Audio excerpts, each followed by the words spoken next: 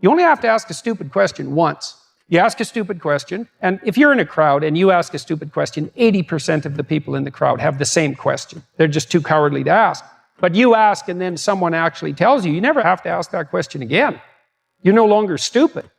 What stupid thing am I doing that I could quit doing?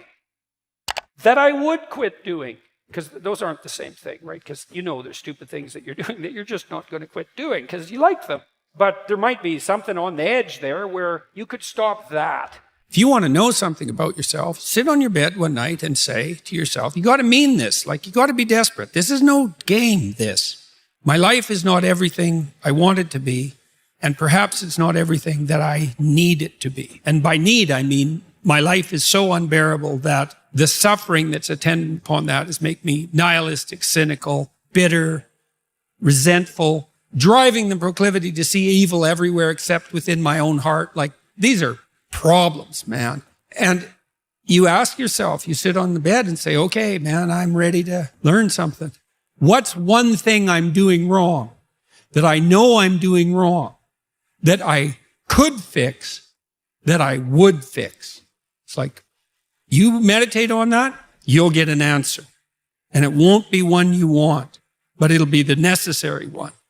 You know, and it's often something that will point you to small things. Like, that works. You start making those micro improvements, like real micro improvements, real on the ground, actual micro improvements to things you know that are wrong, you'll improve unbelievably rapidly.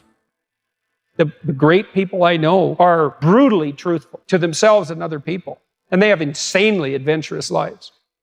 Get rid of everything you say that you only say to impress other people, and just see if you can say what you believe to be true. That's an adventure.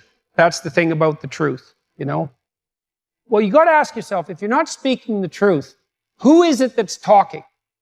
If you're saying something that you do not believe to be true, it's not you talking. It's something else. It might be the part of you that wants to manipulate the other person into delivering what you think you want from them.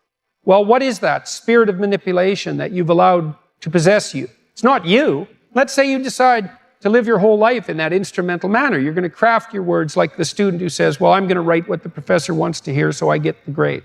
It's like, well, you just turn yourself into that. Well, who is it that's doing that manipulating? It's not you, because those aren't your words. So even if you get the grade, it's not you that got the grade. It's the false you. It's the manipulative you. So you do that your whole life. You don't have your life. And then you think, well, God, that was a miserable life. I manipulated everybody. They were so damn stupid. They were sucked in by it. They're all contemptible. Everyone does it, you know, which they don't, by the way. And so that's a pathway to bitterness. Partly because if you're a manipulator and you use your language falsely, you don't live your own life. You live the life of whatever possesses you when you think it's you manipulating. And so you live the life of the spirit of manipulation. Every advantage comes with a disadvantage. So if you're extroverted, you're social and you're positive, but you're impulsive and you can tilt towards hedonism and you can't stand being alone.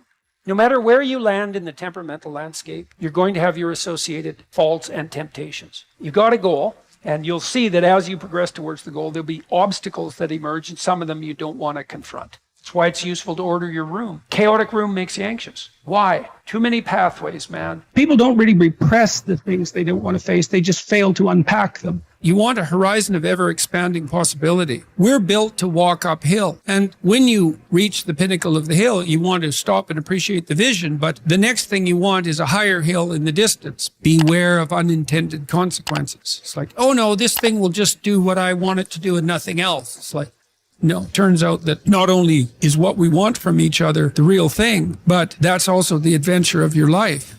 And so if you aren't truthful, and that means, unfortunately, especially at the beginning, when you start to be truthful, it means deeply coming to terms with your inadequacies in humility. So it's very painful. Without that, you don't have the adventure of your life. You have the role that you've acquiesced to. And that'll take all the meaning out of your life. It's good for you to go take your place in the world. Have some ambition, have a vision, have a goal, have a strategy. Try to be a good person, not because it's your duty precisely, because that's the proper way to live. You sit on the bed and say, okay, man, I'm ready to learn something. What's one thing I'm doing wrong that I know I'm doing wrong that I could fix? You meditate on that, you'll get an answer. You grow in proportion to the weight you take on voluntarily. And it's also true that we have no idea what the upper limit to that is.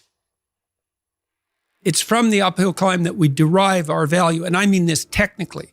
So almost all the positive emotion we feel, especially the emotion that fills us with enthusiasm, and that's experienced in relationship to a goal.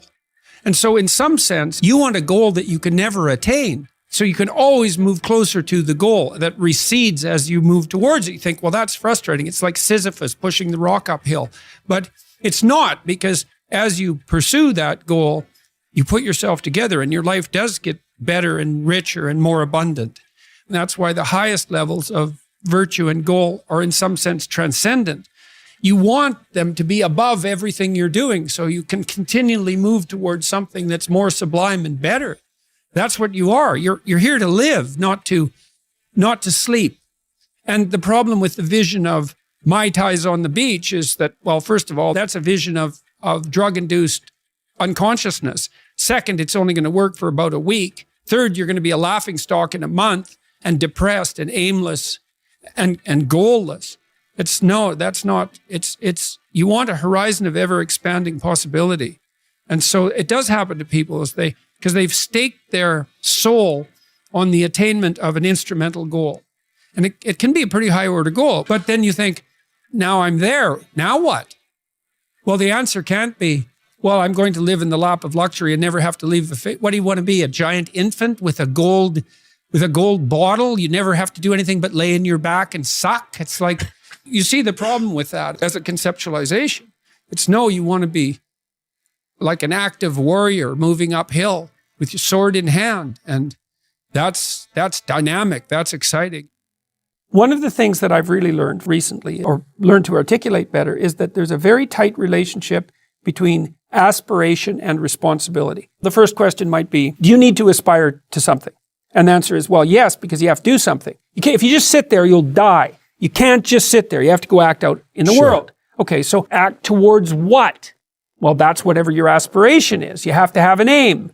Okay, well, what should the aim be? Well, it should be something worth doing, let's say. Why do something that you don't feel is worth doing? What do you think's worth doing? Well, if you watch other people and you judge when they're doing something worthwhile, you usually judge them positively if you see that they're taking responsibility, at least for themselves. What, do you want to be completely useless so other people have to take care of you? That's pretty pathetic. And maybe you could get your act together so you're taking care of yourself and your family. And maybe you could even do better than that and take care of yourself and your family and your community. Well, good for you. That's responsibility and that's an aim. Well, here's one of the things that's cool about that is that your life doesn't have meaning without aspiration or an aim. Okay, so you need a hierarchy of values.